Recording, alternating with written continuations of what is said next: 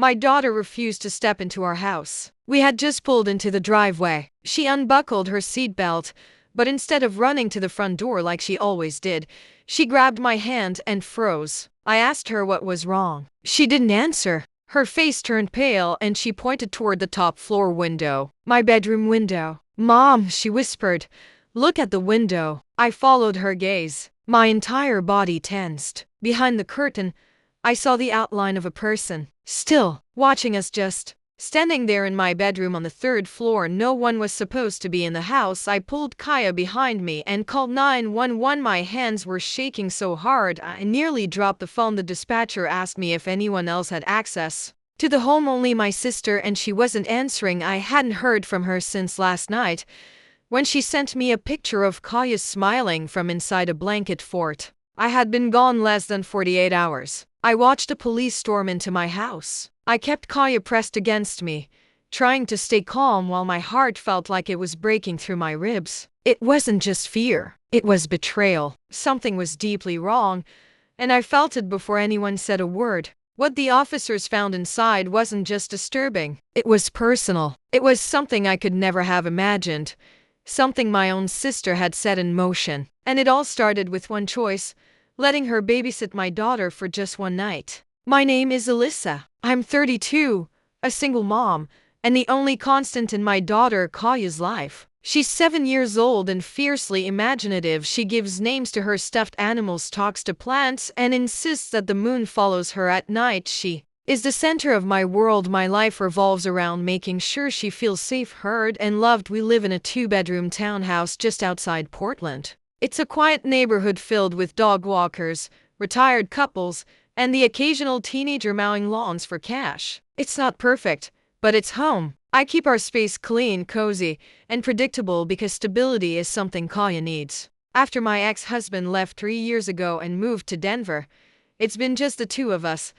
I haven't had the luxury of letting my guard down since. There's no second parent, no backup plan. I admit, balancing motherhood and work is something I've gotten good at out of necessity. I work as a remote marketing consultant, which sounds more flexible than it is. Most days I'm juggling client emails with peanut butter sandwiches and rushing through presentations during nap time or after bedtime. I rarely go out. I don't date. I don't travel. But last week, I had to. My team had landed a high-stakes client, and the final presentation was happening in person, in Seattle, just one night. That's all they needed me for. One night away, a quick hotel stay, and back the next evening. At first, I said no. I couldn't bear the idea of leaving Kaya, but the job was important. It wasn't just about income. It was about security. The kind of security that keeps the lights on and groceries in the fridge. That's when my younger sister, Ria, offered to step in.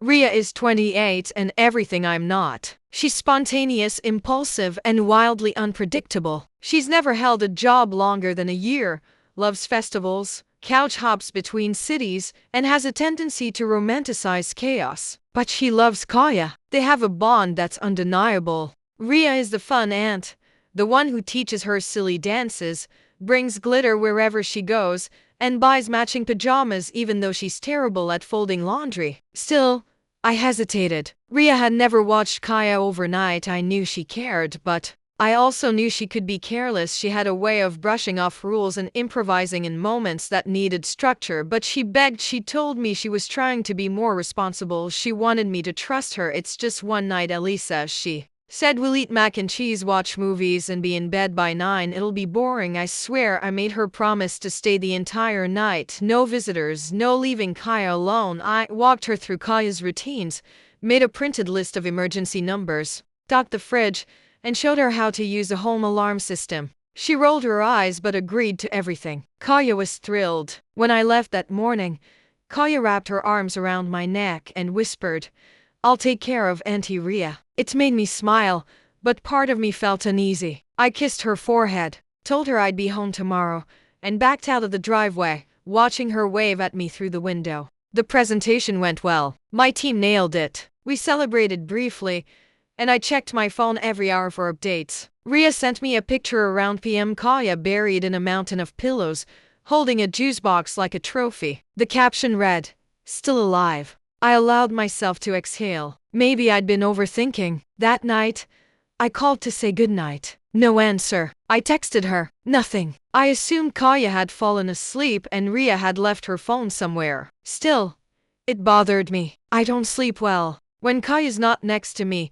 so I lay in my hotel bed, counting the hours until I could go home. The next afternoon, I picked up muffins from Kaya's favorite bakery and drove straight home. I expected her to run into my arms at the door. Instead, I saw her sitting outside on the curb alone. Mrs. Delgado, our neighbor, stood nearby, arms crossed and tense. Kaya didn't move until I got out of the car. Then she ran to me and held me like she hadn't seen me in weeks. I looked around. No Ria, no car in the driveway, no messages on my phone. I crouched down and asked Kaya what happened. Her eyes filled with fear. She pointed at the house. I don't want to go back in, she said. Then came the words that made my stomach drop. Mom, look at the window. I didn't know what to say. I was still holding Kaya's hand when she pointed to the window, the one on the third floor, my bedroom. I followed her gaze, and that's when I saw it. Behind the curtain, someone was standing there, still watching, just standing like they belonged there. But no one was supposed to be in that house. The only person with a key was Ria, and she was nowhere in sight. I stepped back, instinctively pulling Kaya with me. My heart was racing. I didn't blink. I didn't speak. My daughter, barely 6, had sensed something was wrong before I had even parked the car. She hadn't gone near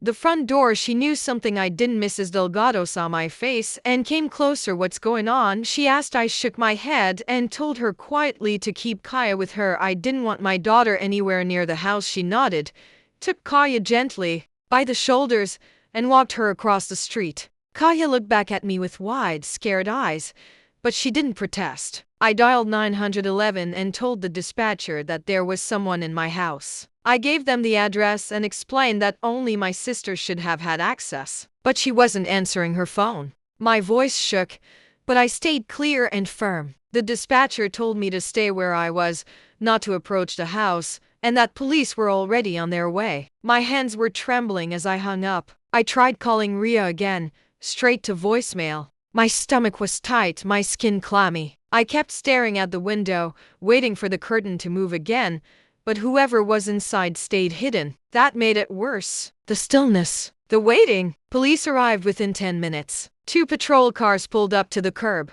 The officers moved quickly. One of them asked for my name and if anyone else should be in the house. I said no, only Ria, and she wasn't there. He nodded and gestured to the other officer to take the back entrance while he approached the front. I couldn't take my eyes off the house. It felt unreal. I had just come home from a normal work trip. I had dropped off my daughter with her aunt. I had trusted someone I had known my entire life. And now my daughter was terrified to go inside the place where she sleeps. A few minutes later, I watched the officers enter through the front door. They moved cautiously, one hand near their holsters, the other on flashlights. The tension in my body was so tight I felt like I could snap. I tried to piece together what could have gone wrong. Ria was flighty, yes, but she wouldn't abandon Kaya, would she? She wasn't malicious, but she had poor judgment. She'd made dangerous choices before. Maybe she left to meet someone and locked the door behind her, thinking Kaya would be fine asleep. Maybe she thought she'd be back before I returned. Maybe she thought no one would notice. But that didn't explain the figure in the window. I didn't realize I was holding my breath until the officers returned. One of them looked calm. The other looked shaken. "Ma'am," the first one said, "we found someone inside." That sentence made my knees weak. "Who?" The second officer spoke this time. "A man. He was hiding in your bedroom closet." I stared at him, unable to process what he'd just said. "We believe he entered sometime last night or early this morning. He claims he was let in." "What?" My voice cracked. "By who?" "He said your sister invited him, gave him food, told him he could stay until you got back." I was silent. I could feel every part of my body tighten, like my brain was trying to shut out what I had just heard. "He's not related to you, is he?" the officer asked. "Number, I've never met anyone like that in my life." They told me the man was being detained, but that he didn't resist. He was calm, even relaxed. He didn't have any weapons on him. He seemed confused, disoriented, and when they asked him why he was there, he kept saying the same thing. "She said it was okay. She said I could sleep here. She said she'd be back." My skin crawled. My mouth went dry. All I could think about was Kaya. My daughter had been inside that house with him. She had been asleep alone, while some stranger hid in my closet. I looked back across the street where she was sitting with Mrs. Delgado. She was watching me, holding her knees to her chest. I still hadn't heard a word from Ria. I stood frozen on the sidewalk as the officers finished clearing the house. I had just been told that a complete stranger, had spent the night inside my home. My daughter had been there too alone. I could still hear his voice in my head, the words the officers repeated to me. She said I could sleep here. She said she'd be back. It wasn't a mistake. It wasn't a break-in. My sister had invited him in. My hands were clenched into fists. My chest felt tight, but I forced myself to stay focused. I walked across the street to Kaya. Her eyes met mine, questioning, afraid. I bent down and wrapped my arms around her. "You're okay," I said. "I've got you. You're safe now." I didn't tell her what happened. I didn't ask more questions. Not yet. Mrs. Delgado offered to take Kaya inside for a snack while I spoke with the officers again. I hesitated, but Kaya nodded. "I like her," she whispered. I nodded back, kissed her on the cheek, and thanked Mrs. Delgado quietly. Once Kaya was inside, I turned to the officer who had spoken with the man. "Tell me everything," I said. The man they found was in his mid-30s. No ID, no phone, and based on his appearance, likely homeless. He hadn't entered forcibly. There were no signs of damage, no broken locks or busted windows. He told the officers he had met my sister at a bus stop 2 days earlier. She had brought him food, talked to him, and offered him a place to stay. He claimed she seemed kind, open, and said she wanted to help someone who had nothing. I asked if he had hurt Kaya. The officer said no. According to the man, she had been asleep before he entered the house. He claimed Ria gave him permission, left the door unlocked, and said she'd be back by morning. She never returned. It didn't make sense. It was reckless, dangerous, and utterly unlike anything I could have imagined. I tried to convince myself there had to be more to the story, some explanation that made this feel less insane. But there wasn't. I pulled out my phone and called Ria again, straight to voicemail. I sent her a text message. "I know what you did. The police are here. Call me now." I stared at the screen, waiting for the typing bubble, anything to show that she was still reachable. Nothing. I told the officers I wanted to file a full report. I didn't care if it meant my sister got in trouble. Kaya came first. Her safety came first. Every instinct in me as a mother screamed that what had happened was not just irresponsible, it was unforgivable. They gave me paperwork, a case number, and contact information for follow-up. I answered every question. Yes. Ria had keys. No. She didn't live with us. Yes. Kaya had been left alone. No. I hadn't authorized anyone else to enter the home. After they left, I brought Kaya back into our house. It didn't feel like home anymore. Every shadow seemed darker, every hallway colder. I checked every room, every closet, every corner, even after the police had cleared it. I changed the bed sheets, washed the towels, opened every window. I couldn't breathe in the air that men had breathed. I couldn't let Kaya see me panic. I made her hot chocolate and sat beside her on the couch. "You did the right thing," I told her. "You told me something was wrong and you were so brave." She leaned into me and whispered, "He scared me." "Mommy." I saw him come down the stairs that night. My throat tightened. "You saw him?" I asked. She nodded, holding my sleeve. "But I stayed really quiet. Like you always say. I didn't talk to him. I just waited for you."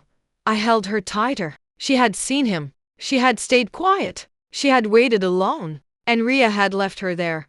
That night, Ria finally responded to my texts. She sent a single message. "I didn't mean to scare her. He just needed a place to crash. I thought I'd be back before you got home." I didn't reply. I didn't call her. There was nothing she could say that would undo what had happened. A man she barely knew had been in my home, in my room, while my daughter slept alone. That wasn't a mistake. That was a choice. And I had made mine. Ria wasn't welcome in our lives anymore. The morning after everything happened, I didn't sleep. I lay next to Kaya in my bed, wide awake, listening to her breathing. Every few minutes I'd glance at the door, half expecting to see movement. Even though I knew we were alone, the man was gone. The police had taken him an hours ago, but the fear hadn't left. Kaya stirred around 6 and climbed closer to me. Her body was small, her skin warm, her trust still intact. I didn't know how. I had left her in the care of someone I trusted,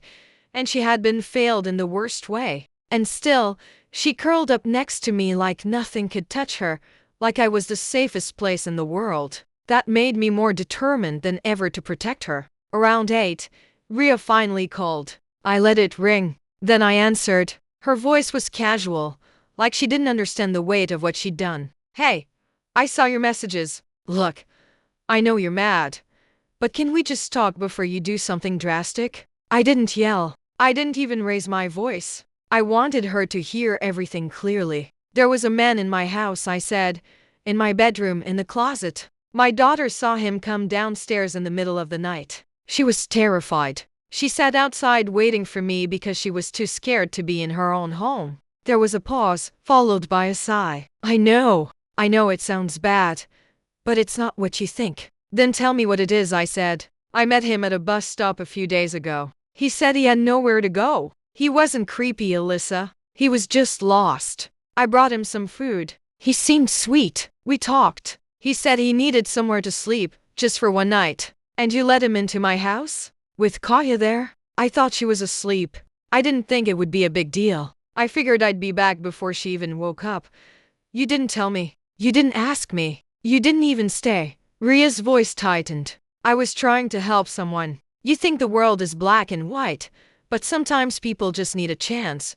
This isn't about chances. This is about a 6-year-old girl being left alone with a stranger in the house. You don't get to dress that up as compassion. He didn't hurt her. He could have. Silence followed, and then she said something I will never forget. I just didn't think it was that serious. That broke something in me. I realized she didn't understand, or maybe never would. She had walked away from her responsibility, gambled with a child's safety, and didn't feel the weight of it. That wasn't immaturity. That was recklessness. And it had consequences. I told her not to contact me again. I told her I would be changing the locks. I told her Kaya wouldn't be seeing her for a long time, maybe ever. And then I hung up. After the call, I sat Kaya down on the couch and told her the truth, in words she could understand. I told her that Aunt Ria had made a mistake and had let someone in who shouldn't have been there. I told her how brave she had been, how proud I was of her for listening to her instincts, and how she had done exactly the right thing. Kaya looked down at her hands. I didn't like him, she said quietly. He smelled like old things, and he didn't blink when he looked at me. I felt a chill move through my chest. She had been alone with him for who knows how long, awake, watching, waiting. Later that day, I met with the locksmith. I replaced every lock in the house. I set up new security cameras, installed door alarms, and slept that night with my phone in one hand and a flashlight in the other. The police told me the man didn't have a record for violence, but he had a history of trespassing and psychiatric evaluations. They believed he hadn't meant harm. That didn't matter to me. Intent wasn't enough. My daughter had been endangered, and the person who allowed it still didn't grasp the full extent of her mistake. That week I filed a formal no-contact request with the building management. Ria would no longer be allowed on the property. It felt harsh, but I wasn't taking chances anymore. Kaya still asks about her sometimes. I tell her the truth, that Ria loves her, but she made a very unsafe choice. I tell her love isn't just about fun and games. It's about showing up. It's about keeping people safe. I thought losing my trust in my sister would be the hardest part. It wasn't. The hardest part was realizing how close I had come to losing something far more important, and that from now on, I would never let guilt or family ties override what I know to be true. When it comes to Kaya, I will never compromise again. Life returned to normal, but nothing felt normal. Kaya and I went back to our routines: breakfast at the kitchen table, walks to school, bedtime stories every night. But a part of me was always listening, always watching. I checked the locks twice before bed. I installed a motion-activated light outside her window. I started keeping the baby monitor on again, even though she hadn't needed it for over a year. She never asked for it, but I could tell Kaya felt the difference. She didn't go into her bedroom for days after it happened. She stayed close to me even when she was playing, like she was waiting for something bad to return. And I stayed close to her, because I couldn't let myself be distant. Not now. Not after what she had been forced to process in silence. I enrolled her in a child therapist's program through her school. It was a quiet room with beanbags, art supplies, and a counselor who knew how to listen without pushing. Kaya didn't say much at first, but when I picked her up after her third session, she looked lighter that night. She slept in her own bed again, and the night after that, she didn't ask me to leave the hallway light on. I had been carrying a weight too. Guilt, anger, fear, and the awful question that kept echoing in my head. What if? What if Kaya hadn't been brave enough to wait outside? What if the man in our house had been dangerous? What if I hadn't come home when I did? Those questions didn't have answers, but they had consequences. Ria reached out several times in the following weeks. Calls, texts, a handwritten letter left in our mailbox. She apologized in the way people do when they want forgiveness more than they want to understand the damage they've done. She said she missed Kaya. She said she had been going through a hard time and didn't know how to ask for help. She asked me to let her explain, but I had heard enough. I didn't need more words. I needed actions. And Ria's actions had made one thing clear. She had chosen to protect her own comfort instead of Kaya's safety. That was a choice I couldn't look past. I never sent a message back. I don't hate her. I still love her.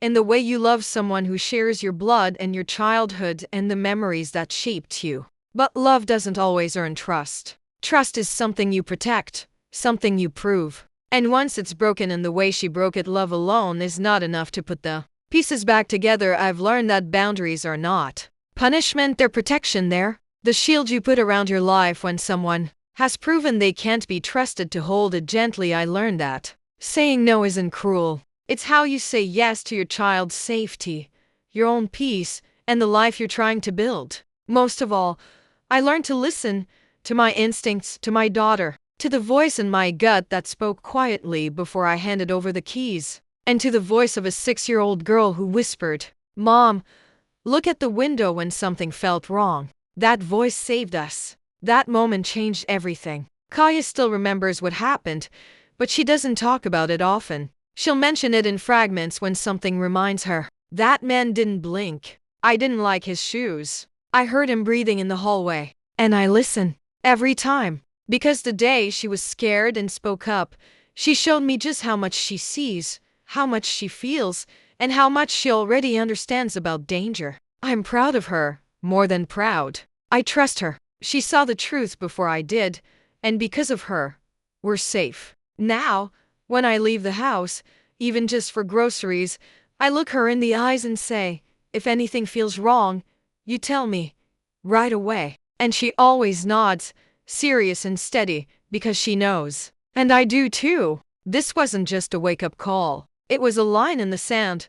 A lesson that came at a cost, but one that taught me the most important rule of all. When it comes to your child's safety, there is no such thing as overreacting. You listen. You act. You protect. Every single time. Thank you for listening to my story. I shared it not just to get it off my chest, but because I know I'm not the only one who's trusted someone they shouldn't have. Sometimes it's family. Sometimes it's a friend. Sometimes it's that voice in your head telling you it'll all be fine, when deep down you know better. If this made you think, if it made you feel something, or if it reminded you to trust your gut, I hope you'll do one thing: protect your peace. Protect your kids. Protect what matters. And if this story connected with you in any way, I'd really appreciate it if you gave it a like. Share it with someone who needs the reminder. Leave a comment and let me know what you would have done. Or if you've ever faced a moment that changed how you trust the people around you. And of course, if you want more real stories like this,